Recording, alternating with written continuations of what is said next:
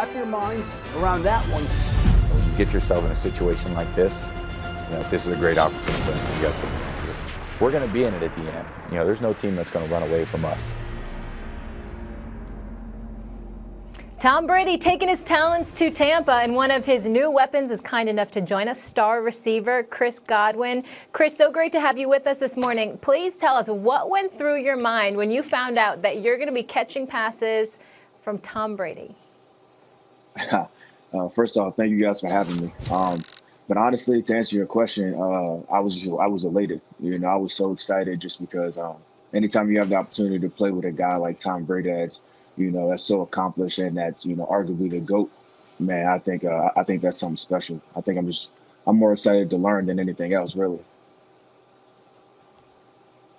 So Chris, when you look at this team right now, I mean, first of all, I'm imagining it's not just about Tom Brady's history, that you guys have watched enough tape on him, particularly from last season or whatever. What do you guys, Mike Evans, O.J. Howard, and the crew, what do you believe Tom Brady has left in him? Honestly, we believe that he has a ton left in him. And I think that, the fact that people are out here doubting him, I think that's just going to motivate him even more, which, that spells good things for us. I think, like you said, when you look at the guys that we have on our team, myself, Mike, OJ, we got a whole bunch of younger guys that are coming up that are ready to explode. I think when you add the experience of Tom Brady and the leadership ability, man, I think the sky's the limit for us. I'm just ready to get going. Chris, thanks for coming on, by the way. We've seen Brady dink and dunk a lot recently, and a lot of successful quarterbacks, especially Tom Brady, have done that. Very different kind of quarterback than Jameis Winston. Very different than Bruce Arians, no risk it, no biscuit philosophy. What differences are you anticipating here between a quarterback who threw 30 touchdowns, 30 interceptions, and a much more conservative approach? How does that affect you as a receiver? Yeah, I mean, I definitely think it's going to affect us. Now, how exactly? I think it remains to be seen. I think the great thing about having, a guy like Tom is that he's the ultimate competitor. All of these things that people are saying that he can't do, I'm sure he's going to go out there and be ready to prove it. And it's our job as receivers, as his teammates, to kind of go out there and to grow with him. I think all the work still remains to be done. But we're excited about it. You know what I mean? I think all the weapons that we have, I don't see there being any reason why we can't have, a more explosive season than we had last year.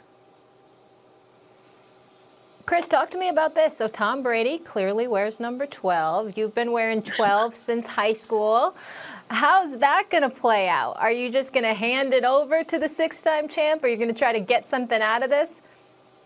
I've gotten that question a ton so far.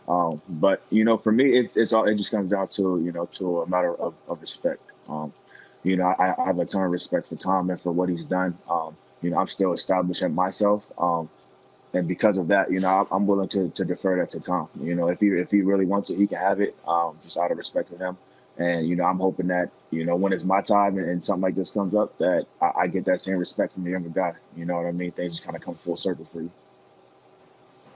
Chris, let me ask you this question. You guys were the number 3 ranked offense in the National Football League last year. You had the number 1 passing attack in the National Football League last year. So what was missing? That all of a sudden is going to be made up for now? Just put it in perspective for us all. Yeah, I mean, to be perfectly honest, we did too many things to kill ourselves. We had way too many untimely penalties. We had way too many turnovers. And, I know quarterbacks always get too much of the blame, for all that, because a lot of those interceptions and turnovers, they weren't necessarily, our quarterback's fault. Because of that, I think we learn from those mistakes. We have to look back and learn from them and then grow moving forward. I think once we take care of the ball and we still have the same production offensively, that, we're just going to keep going up. Chris, it was reported that the one question that Brady asked, the one request he had of the organization was all his teammates' phone numbers. Have you heard from Tom Brady directly? Yeah, I've talked to Tom a couple of times now. Once, right before, it was official, and then when it was actually official, he reached out and, we just kind of chopped it up. Really, we were just talking about, just mainly like introduction stuff, just kind of get to know each other and really start to build this relationship, because it's going to be a long journey. We're hoping that that it ends the way that we want it to end. And because of that, we got to start planting the seeds now for a successful journey and for a successful relationship. So that was really the bulk of that conversation. Chris, when you're talking to him, is there some sense like, yo, this is the GOAT? Like, I'm a teammate now. I get the inside kind of track on how this is supposed to be done at the very highest level. Like, what's that feeling like for you?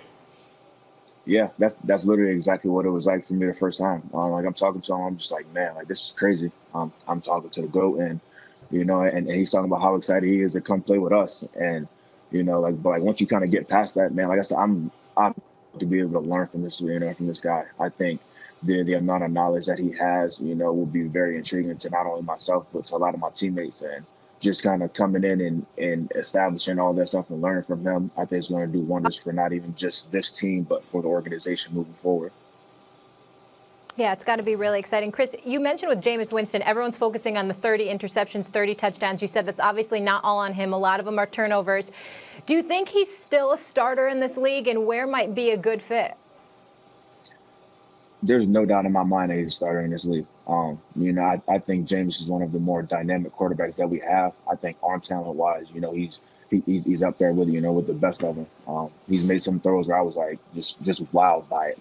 But obviously, like turnovers, they are what they are. And, I think, like I said, it's not all on his fault. And I think people who know football, they can tell that. And I also think that he's going to learn from all this experience. But in terms of where, honestly, I wouldn't mind seeing him with the Chargers, going out there and getting a shot to go ahead and play. Obviously they got Tyrell Taylor, but, a little competition never hurt anybody. Chris, this is a strange question, but I'm going to ask it to you anyway, because as a guy that's about to be, that is officially the teammate of Tom Brady, and he's going to be throwing you the football, you just articulated that every decision wasn't Jameis Winston's fault. We'll take you at your word. You know football better than us. That's fine. Let me ask you this question. Even though Jameis Winston may deserve to be a starting quarterback somewhere in the National Football League, you'll be learning a lot under Tom Brady.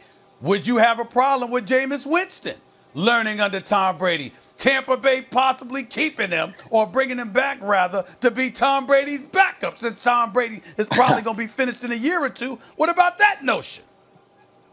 Honestly, I would not have any problem with that at all. Now, whether or not he would, that's a completely different story. I can't speak for him. But, I know guys are competitors. Right. But like I said, for me, I'm just trying to learn as much as I can. And I would love for James to still be here. Like that's my guy. I've learned a ton from him, so if that was a possibility, I'm all for it, man. Chris, you're already third in receiving yards last year. Can't wait to see what you do with TB12 at the helm. It's going to be a lot of fun to watch. And thanks, of course, for joining us this morning. Brother can play. Yeah, thanks a lot, thank you, Chris. guys. I really appreciate it. Y'all stay safe. No doubt. All right, Coming up on First Take, we got to talk the Dallas Cowboys. It's been a minute. Is Dak Prescott overvalued? Damian Woody joining that conversation. Stay right here. It's First Take. Patrick Mahomes with Mahomes magic. Jimmy throws one. Hauled in. Touchdown. Deshaun Watson magical.